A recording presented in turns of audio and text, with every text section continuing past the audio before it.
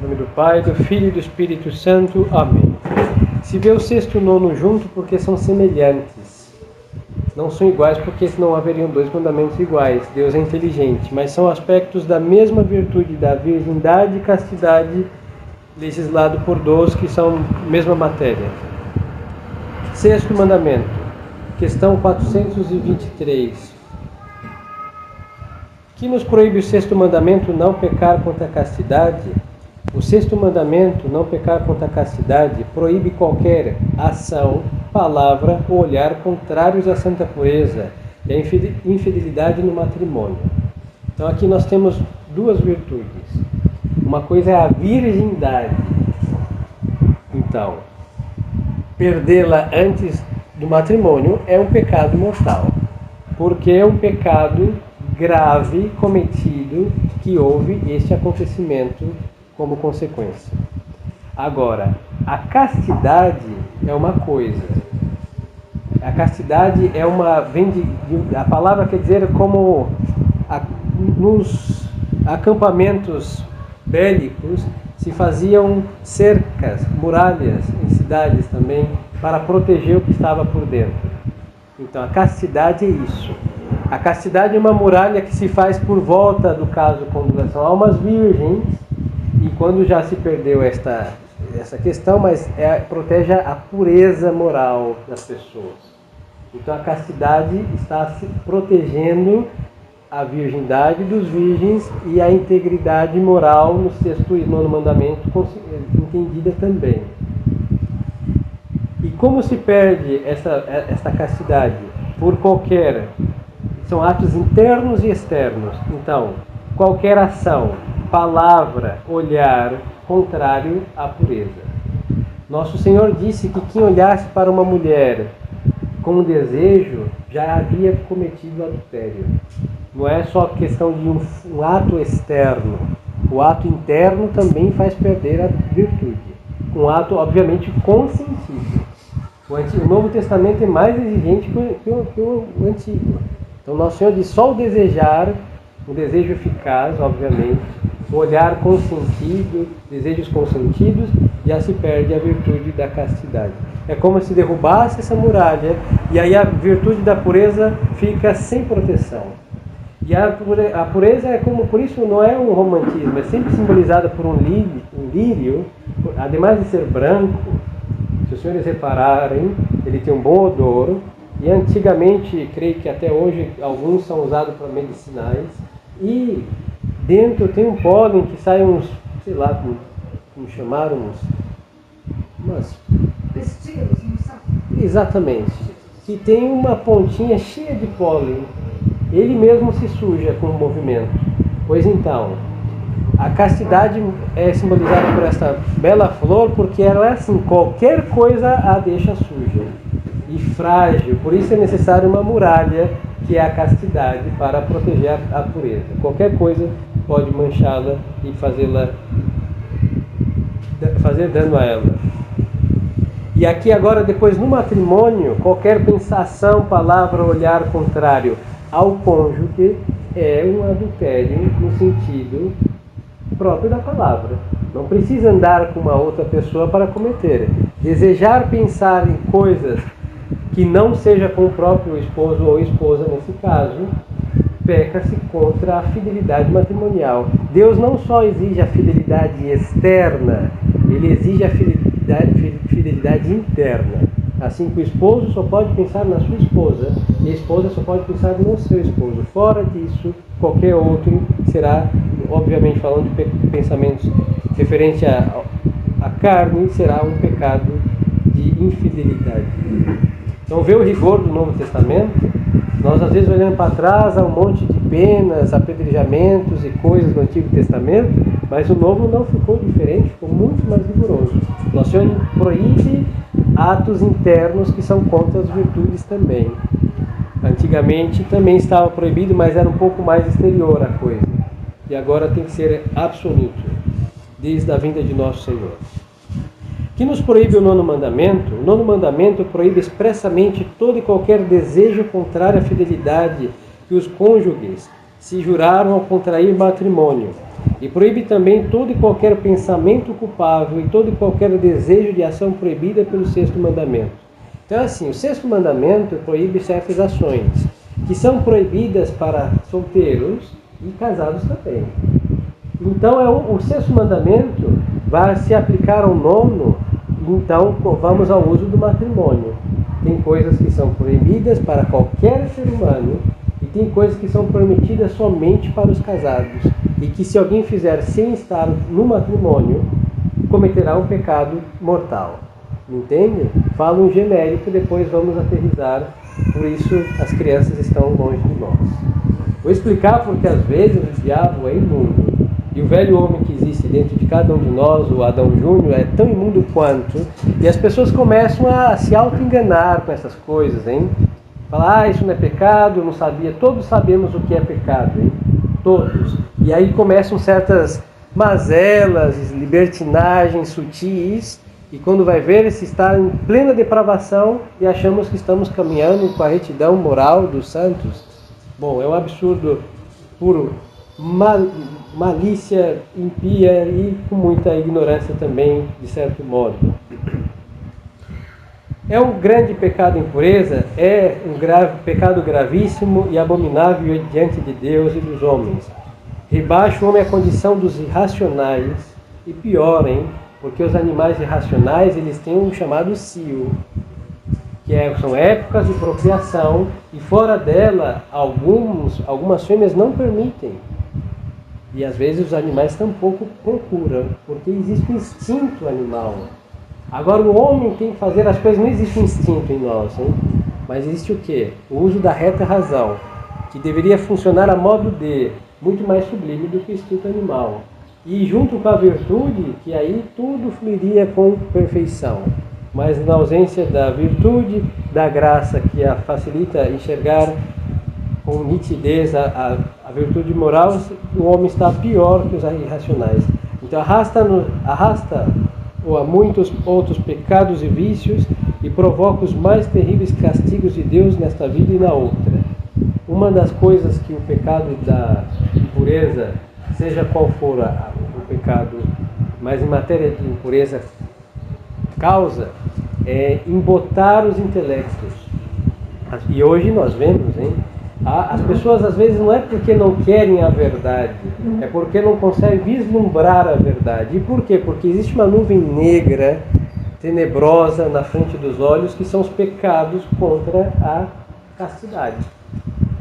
Não é saber e tirar boas notas, isso daí qualquer memória faz com maestria. Mas amar a verdade, estar a serviço dela, precisa dessa limpeza intelectual. E ela é causada por quem? Pela castidade. Então hoje nós vemos e repercute, vamos ser claros, uma coisa é a virtude moral, outra coisa são as virtudes teologais, mas só que a falta de moralidade também vai repercutir na prática da religião, porque a religião tem obrigações morais também, mas quem perde a castidade não quer dizer que vai perder a fé, são coisas diferentes, mas o depravado vai fazer o quê? Vai pouco a pouco desacreditar as virtudes teologais para poder ter a sua depravação aprovada por um Deus que ele acaba fabricando na sua cabeça. Repercute, hein? Nas teologais. Mas quem perde a virtude moral comete um pecado mortal. Quem peca contra as virtudes teologais comete um pecado mortal e se é contra a fé, perde a fé também. É outra coisa, é uma apostasia. Então, muito desses pecados também vão deixar as almas entorpecidas. Então, a religião vai ser quase algo tóxico na alma do impuro. Eu falo do impuro depravado que serve ao pecado da carne. Fragilidades todos os mortais debaixo desse céu têm, salvo nosso Senhor e sua Mãe Santíssima. Todos os outros tiveram. Mas servir estas feridas vão aumentá-las em tamanho e profundidade, e aí o homem vira todo chagado. Aí qualquer coisa, dor de consciência e cada vez mais frágil. E a fragilidade hoje, inclusive, para não conseguir praticar a religião, é por causa da depravação dos costumes também. São pecados todos os pensamentos que nos vêm ao espírito contra a pureza, Os pensamentos que nos vêm ao espírito contra a pureza não são em si mesmos pecados, mas antes tentações e incentivos ao pecado. Nós havíamos visto que as tentações são insinuações da carne, ou do mundo, ou do demônio, para nos levar ao pecado, mas mostra um ponto fraco nosso. Por isso é bom analisar as nossas tentações, porque sabendo que somos tentados em tal qual, ou contra tal qual virtude, é sinal que estamos necessitando praticar a virtude da qual o diabo está bombardeando. Então em si mesmo não é um pecado, não, mas só que saber que o diabo está ali naquela brecha porque há uma passagem para ele entrar e nos infernizar naquele aspecto. Isso deve ser conhecido por cada alma, porque nós sabemos quando a tentação é uma brecha, e às vezes é uma virtude já conquistada pela repetição de atos, e que o demônio quer tentar também para perder essa virtude, mas são tentações diferentes. Aí cada alma tem que estar adestrada no caminho da salvação e perceber isso. Quando são pecados os maus pensamentos? Os maus pensamentos, ainda que não sejam seguidos de ação, são pecados quando culpavelmente lhes damos motivo, ou nele consentimos, ou nos expomos ao perigo próximo de neles consentir. Então é o seguinte, os pensamentos, vamos ser simples e sinceros, nós sabemos muito bem quando nós formulamos um pensamento, certo? Nós construímos um pensamento com a imaginação, ajuda a criar imagens e formulamos qualquer estupidez, ou não. Estes formulados por nós mesmos, se forem contra a pureza, é um pecado mortal. Nós não podemos, ninguém pode pensar torpezas, formulando-a com seu próprio juízo qualquer estupidez, contra a virtude da castidade. Não podemos. Por quê? Porque não é sensato ficar pensando nessas coisas. Não é. Isso mostra que é uma escravidão da carne. Porque o que nós muito pensamos, muito desejamos. E se alguém vive com esses pensamentos contínuos, é porque é escravo da carne. E nós não podemos ser escravos dela. Agora, muito mais quando pensamos estupidezes, torpezas, imoralidades, nós formulamos esses pensamentos. Serão sempre pecado mortal. Mas, padre, eu só pensei. Pois é. Pecou mortalmente. Um pensamento formulado com próprio juízo e total liberalidade da pessoa mostra a sua malícia solta. Então não tem como escusar de pecado. Agora temos depois, que aí a imaginação, invasões, que são pensamentos que nos assaltam. Esses não são pecados se nós resistirmos a eles. Agora, se nós não resistimos e vemos, olha que sugestão interessante, damos aí consentimento, naufragamos também. Os senhores me entendem? Uma coisa são os formulados por nós, pecados sem desculpa. Outra coisa é ser assaltado pela fragilidade, às vezes ouvir alguma coisa que nos fez lembrar tal coisa do passado, até aí se resistirmos, não houve pecado. Mas se da tentação, uma pequena resistência, da pequena resistência vamos cedendo, pecado. Em matéria de sexto mandamento e nono mandamento é um pecado grave. E agora depois tem isso já é quase um bipolarismo espiritual. Uns começam a pensar as estupidezes, aí vem a voz da piedade falando, não seja estúpido. Aí corta. Aí vem o velho e o diabo, o velho homem, não, mas não é pecado, pensa mais um pouquinho. Aí fica naquele, pensa um pouquinho, corta. Corta e depois pensa um pouquinho. Bom, isso também é ademais de uma estupidez, mostra que a alma quer o pecado. Porque quando nós estamos decididos por uma decisão eficaz, nós cortamos o mal pela raiz. É porque a Sagrada Escritura diz que quem ama o perigo nele perecerá. E quem está zanzando ao borde do abismo é porque quer cair nele. Então se eu estou ali pensando no limite, tal coisa, estou olhar assaltado pela beleza de uma pessoa, e se eu olhar para trás, claro, não tem uma força maléfica que gira o nosso pescoço. Não, isso foi feito pelo próprio movimento nosso, que temos o total controle dele. Pecado. Porque eu amei o perigo, vi o perigo passar, bombardeado às vezes por uma pessoa mal vestida, mas aí eu fui consentindo que me ofereceu aquela modéstia, peca, se contra, porque está o meu, tem que estar ao meu controle o meu olhar. Não estou dizendo para andarem com a cabeça no chão, hein? Não. Mas uma coisa é ser assaltado por ela, e Deus tem a piedade de nós, e outra coisa é absorver a sensualidade que a imodéstia está oferecendo. Aí sempre haverá pecado, e depois não é que Deus nos abandona. Quem se joga do abismo quer se estraçalhar. É a lei da gravidade. Caiu e vai se estraçalhar, caindo no pecado mortal. Deus protege agora os pensamentos dos assaltos da carne, ou do demônio, ou do velho homem ainda não morto, que não demos morte a ele. Quando nós resistimos e a tentação se faz mais forte, e resistimos com a graça de Deus mais forte, aí vamos o quê? Exercitando a castidade. E Deus, nosso Senhor, protege esses que estão combatendo. Agora, aqueles que andam na beira do abismo, do precipício, não que Deus não os proteja, eles não querem ser protegidos por Deus, porque querem o quê? Cair no abismo que oferece o pecado contra o sexto e nono mandamento.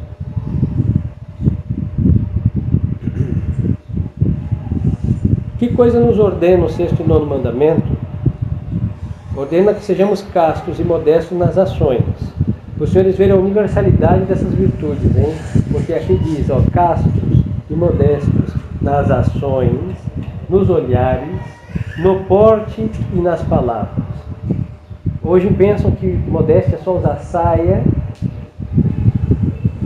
e não usar decotes. Isso é um aspecto da castidade. Porque tem sensualidade, às vezes, no olhar, nas palavras, no comportamento. Tudo isso, às vezes, está impregnado de sensualidade. Não? Como uma isca para ir buscando os outros e arrastando a depravação. Então, a castidade, ela é uma virtude que protege a limpeza moral. E ela se vale também da modéstia. Mas desta modéstia, do porte, das ações, aí vem todo esse comportamento que os velhos tinham. Às vezes tem conversas, hein? Não só bom senso, mas às vezes tem conversas com muitos homens, aí as mulheres iam para o seu cantinho, não é porque os homens sejam animais selvagens, é porque tem coisas que é desagradável. Devia ser para uma mulher estar conversando com um estranho, por exemplo. Não sei, se o homem trocasse gás, chamava vizinha, hein? Uma dona de casa não aceitava o trocador de gás, que as senhoras têm medo de trocar o botijão de gás, isso é uma coisa de mistério. E chamava outra pessoa, ele vai trocar, me acompanha. Não é que ele seja um depravado, não é isso, mas é porque esse constrangimento de estar abaixo do teto, que pode ser um perigo sim, remoto, mas é possível. Então as mulheres têm esse cuidado, como se hoje fazem um desserviço de andarem como carne e açougue, os péssimos, e atrai aquele monte de vira-latas que ficam lá a contemplar suas mazelas, né? Então realmente esse pudor que também vem da virtude da modéstia vai proteger a castidade. Então vê, se perde o pudor, perde a castidade, perde um, perde outro, aí hoje se perde a virgindade. Um casamento virgem é quase um milagre. Então você vê que uma virtude está aliada à outra para proteger o essencial, que é essa limpeza moral no sentido absoluto da palavra. E depois também ordena esses atos internos, por isso nós não podemos consentir nenhum pensamento contrário à castidade. Porque com esses pensamentos consentidos, essas aventuras de pensamentos no limite, vamos aí afrouxando o rigor moral, até do interno desmantelado para o externo depravado. Tudo começa no interior do homem. Ele vai afrouxando o rigor da sua reta razão, do conhecimento que ele tem da doutrina, da moral, que às vezes recebeu na educação, vai afrouxando tudo, e por fora depois é a depravação total, disposto a cometer qualquer atrocidade por aí. Que devemos, 429, que devemos fazer para observar o sexto e nono mandamento? Para bem observarmos o sexto e nono mandamento, devemos invocar frequentemente de todo o coração a Deus, Ser devotos de Maria Santíssima, Mãe de pureza, e lembrar-nos de que Deus nos vê, pensar na morte, nos castigos divinos, na paixão de Jesus Cristo, guardar os nossos sentidos, praticar a mortificação cristã e frequentar o sacramento com as devidas disposições. Então aqui vamos nos deter um pouco. A parte piedosa todos conhecem, mas vou dar um conselho. Quando se tem um pensamento quanto à pureza, o mais eficaz meio são as virtudes teologais. Pensar, fazer atos de fé, esperança e caridade. Aí fala, padre, mas por quê? Muito simples. As virtudes teologais nos unem, o alvo é direto, Deus Nosso Senhor, objeto. Então aponta diretamente a Deus. Quando na parte moral estamos desmantelados ou alvo do desmantelamento, nós nos endireitamos indo a Deus Nosso Senhor. Então, pela fé que temos que ser castos, por esperar o céu que devemos guardar a castidade, e por amor a Deus que mantemos nossa integridade moral, física, espiritual e etc. Então damos à nossa alma a razão pela qual ela tem que seguir lutando. É verdade que quanto à castidade,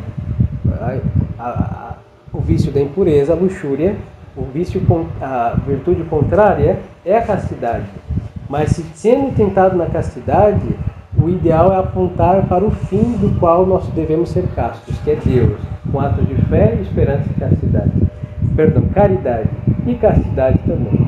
Aí depois invocar a Santíssima Virgem, o Anjo da Guarda, tudo que nos ensinaram no nosso catecismo. Isso é muito oportuno, mas não é suficiente, porque às vezes o ato de piedade não é feito com temor de Deus. Não é porque Nossa Senhora não ajuda, ajuda muitíssimo, mas é o famoso caso que creio que Santo Afonso conta nas Glórias de Maria. Havia um homem que se rezava com muita devoção a Ave Maristela, e tem um momento que diz, mostra ser nossa mãe. Aí a Santíssima Virgem lhe apareceu e falou, mostra ser meu filho. Aí verá, não, que sou sua mãe. Então às vezes o ato de piedade é assim, pensamos que é uma bruxaria, né? Eu peguei e beijei a medalha da Imaculada Conceição e segue lá navegando sem rumo na internet. Não, não é assim que funciona. Não é um passo de mágica que vai ficar cego quando aparecer uma coisa estúpida. Não. Nós vamos achar o que nós procuramos. E se nós beijamos a imagem, às vezes foi só anestesiar a nossa consciência por 2 minutinhos. Agora, um ato de fé sincero, de esperança e caridade, endireita a alma para Deus e vai tirá-la destas ilusões, desse desejo iníquo de buscar as coisas erradas, depravadas. Que devemos evitar para conservar-nos castos? Para nos conservar castos, devemos evitar a ociosidade. São Jerônimo diz que a ociosidade é a mãe da luxúria. E é verdade, hein? Isso serve para educar principalmente os meninos. Corpo mole para o horário, para o estudo, vai clamar a impureza. Porque a impureza é uma outra coisa que deixa entorpecido e flácido e mole o corpo e a alma também. E o impuro precisa de tempo, da solidão, afastar-se dos outros para cometer as suas mazelas, porque ainda existe um mínimo de vergonha. Então, o ócio, estar assim ao Deus dará, esperando o seio o mundo terminar em barranco, é realmente um estado perfeito para perder a virtude da castidade. E depois o ocioso gosta o prazer da falta de compromisso, e a carne produz esse falso prazer descompromissado. Aí começam todos esses relacionamentos sem fim, que não querem o matrimônio, porque é só prazer por prazer, aventura por aventura, sem o mínimo de responsabilidade. Então o ócio é realmente o grande pai da impureza. Maus companheiros, isso é outro que destrói qualquer um. Se baixasse São Luís de Gonzaga do paraíso e andasse com maus companheiros, se for possível, ele deixaria de ser São Luís de Gonzaga. Nós sabemos o poder de uma amizade. Não é questão, eu sou convicto. Não, primeiro que na religião poucos são convictos. Depois nós temos que colocar o constrangimento de sermos católicos. Hoje quem não peca contra a castidade é chamado lá fora de um trouxa, um idiota. um que não sabe aproveitar a vida, e vamos ouvindo isso, e vemos que poucos pensam como nós. Essas crianças começam com os palavrões, depois sabem o que isso quer dizer, o que aquelas enunciações são, que normalmente são impuras, depois começam a mostrar alguma coisa, outrora revista, hoje qualquer celular tem qualquer estupidez, e aí vamos, porque dentro do homem existe esse ímpeto, não foi transformado em ímpeto sexual, mas não é isso, era para procriar. Então Deus colocou no sexo masculino essa força para manter o gênero humano. O diabo sequestrou essa força e colocou para buscar a carne em si mesmo. Isso está em toda criança, em todo mortal. Então se deprava este princípio, já fica mal endireitado por um bom tempo, até Deus intervir com sua graça, se a alma assim deixar. E quem é o dispositivo? Ou um dos dispositivos malignos? Maus companheiros. As más companhias são muito eficazes para a ruína das crianças. Sempre é assim. Más leituras. Aqui tem que ter cuidado com coisas românticas.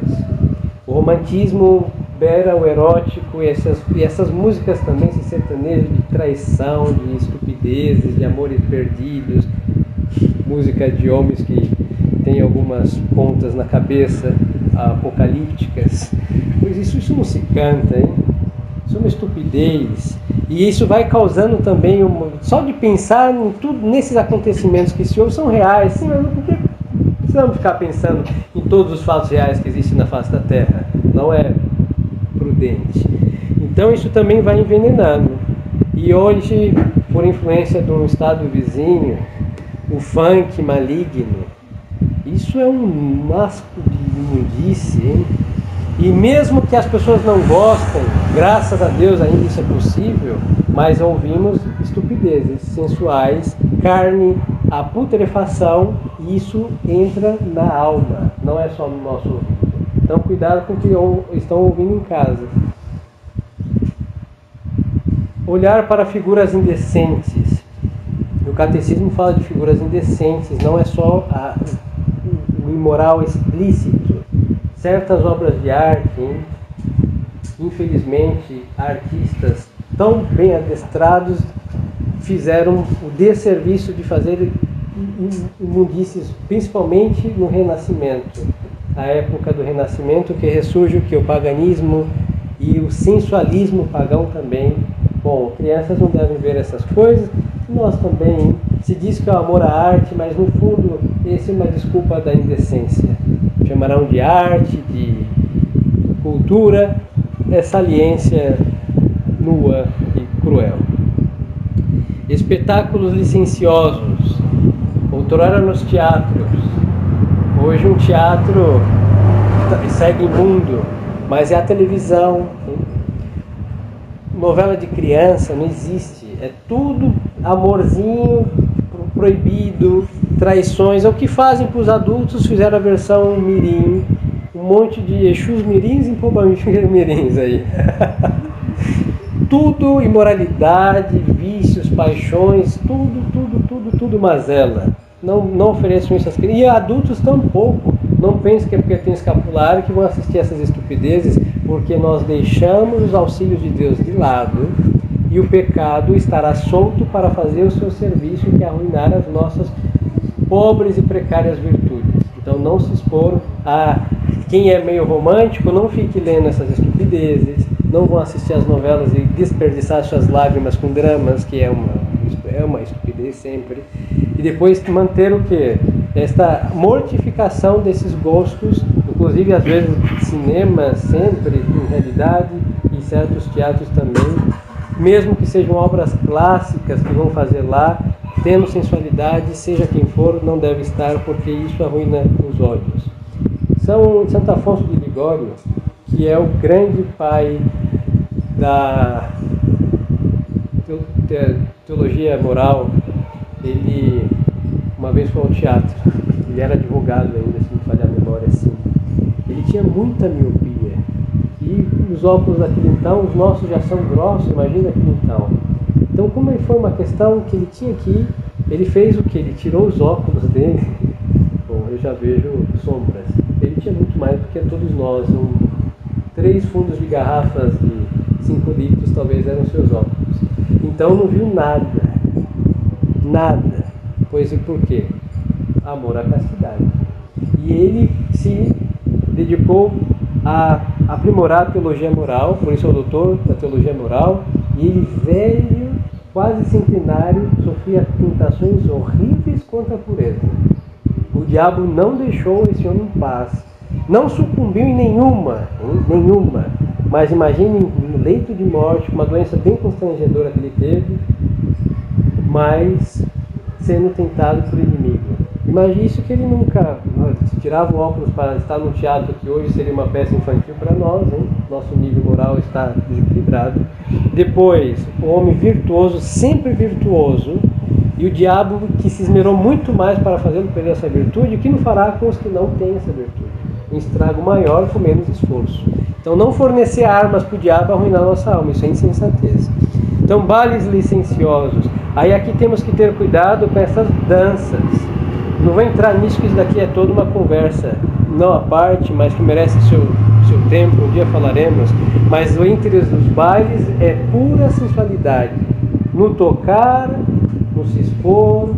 Eu chamo isso de feliz. Para estar feliz não precisa estar dançando. Ah, o rei Davi dançava. Bom, se tivéssemos o espírito do rei Davi, poderíamos estar dançando até dar cãibra em nossos pés. Mas nós não temos. Nós transformamos nossa alegria em sensualidade também. Então tem que ter aí um pouco de sensatez, conhecimento de si, e ver que isso é uma estupidez também. Conversas e diversões perigosas. Conversas aqui, aclaro também estas piadas. O humor no nosso país é sujo. E o que acontece? Nós rimos do engraçado, e o danino e pernicioso de impuro já entrou na nossa alma no veículo da risada, como algo inofensivo. E para os senhores terem ideia, por exemplo, hoje nos faz engolir goela abaixo todos os degenerados, como o quê? Respeito às opções sexuais de cada um deles. Agora eu vou lhes perguntar uma coisa. Eu, infeliz que vos fala, tenho 34 anos. Desde que eu me lembro, infelizmente me lembro, que os humores nas televisões sempre tinham degenerado que era um humorista. Ou as piadas eram de pessoas degeneradas. Então pelo menos rimos 20 e poucos anos com esta gente, que muitos já morreram, que Deus tenha piedade de suas almas. E o que aconteceu? Quando eles reclamaram seus direitos de família, quem vai se levantar contra? Se nos fizeram rir, são inofensíveis, são pessoas agradáveis, com aspas até as cordilheiras, e eu ultrapassando novamente. E por que hoje não pode ser felizes? Porque nos fizeram, entre aspas, felizes. O demônio é esperto, paciente e sabe trabalhar muito bem. Então não se ri com essa gente, não se ri com o que nós não podemos fazer. O que é impuro não se pode pensar, praticar, falar, não se ri dessas coisas tampouco. Espetáculos perigosos, bem como todas as outras ocasiões de pecado. Então aqui vamos só olhar fazer algumas considerações e terminar o tema. E daqui são princípios gerais que cada um tem que aplicar para a sua vida. Mas o que mais o padre insiste é que, bom, fica o minha culpa, minha máxima culpa. Mas nós temos que acabar com o pecado. E não é só contra... os pecados contra a fé são muito mais graves. Mas vamos lá, uma alma que conseguiu extirpar a impureza tem um terreno muito fértil para a fé ser semeada ali. E hoje nós temos que semear entre pedras e um monte de outras mazelas, e por isso fica uma fé deforme. Então temos que ter grande zelo pela virtude moral. E às vezes, inclusive no ambiente tradicional, existe uma grande depravação dos costumes, porque acham que é só porque tem a Santa Missa tradicional, só porque o padre usa batina, que todo mundo está salvo. Isso não é verdade. Porque a grande depravação moral é sinal que crê errado, ou está com uma fé muito disforme ou mal praticada. Porque quem ilumina a virtude moral é a virtude teologal, que lhes dizia há pouco. O padre Antônio Vieira dizia, numa comparação muito bela, que a Santa Igreja tem 2 seios, 2 peitos, que devemos mamar, a fé e a moral. Nos 2 mamamos, não é só de um. Hoje todos estão ali mordendo os mamilos da fé, mas o da moral não se alimentam. Por isso morrem desnutridos, com tanta fé sem mínimo de moralidade. Então nós não nos salvamos só com fé, nós não somos luteranos, nós somos católicos, então temos que mamar da fé e da moral que jorram como esguicha dos seios da Santa Igreja, da qual nós devemos estar lá. Então, aí isso se aplica na educação dos seus filhos e na educação de nós próprios, porque infelizmente somos filhos da Revolução, nossos pais, Jovem Guarda e Rock and Roll, que Deus tenha piedade deles. Eles o quê? Eles beberam a impureza dançando e nas esquinas, hein? E nós somos filhos da Revolução, por isso nós temos que, com a graça de Deus, estar convictos, rezar para que Deus tenha piedade dos nossos e romper com o que eles nos transmitiram e pegar aquilo que eles romperam, que é a moralidade dos nossos velhos, e aplicarem. Não é só modéstia, não é só saia, não é só, no caso do Padre Batina, é toda uma vida que deve ser praticada com essas virtudes, e a virtude da castidade, da pureza. A virgindade tem toda a sua glória e tem todos os efeitos necessários para a ordem social. Agora, para concluir, é a questão da santificação dos seus leitos. Porque hoje em dia dizem, nosso amigo do som, momento de propaganda do catecismo. 1192, WhatsApp 17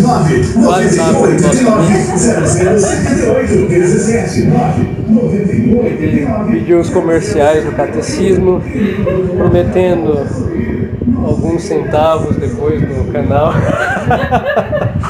para comprar uma vela para o anjo de guarda do outro vizinho com aquelas músicas estúpidas. Bom, um dia Deus converterá os gostos também. Mas então, no matrimônio, como os senhores não fizeram, muitos dos senhores casaram no modernismo, e o curso de matrimônio, os senhores sabem, colocam dois depravados lá só porque vão à missa e outros não fazem a primeira leitura, para ensinar para os senhores tudo o que eles fazem, que é melhor nem saber o que eles fazem, no juízo final saberemos, mas já ninguém poderá ter infartos. Não, por isso Deus vai mostrar lá no juízo final. Então isso nós vamos conversar um momento à parte, só os senhores pais, e vamos explicar isso, hein? Porque tem muitas coisas que pensam que só porque estão casados, esse negócio de casado pode tudo. Não, senhores, não existe pode tudo. Pode tudo é quando estamos aliados com o espírito das trevas, porque lá não tem lei, não tem proibido, tudo é permitido e tudo é conveniente. Mas no uso do matrimônio tem regras. E aí, só usando a reta razão seria suficiente. O Deus tudo fez com uma finalidade. E tudo aquilo que intenta contra a finalidade da qual se une um homem e uma mulher chama pecado.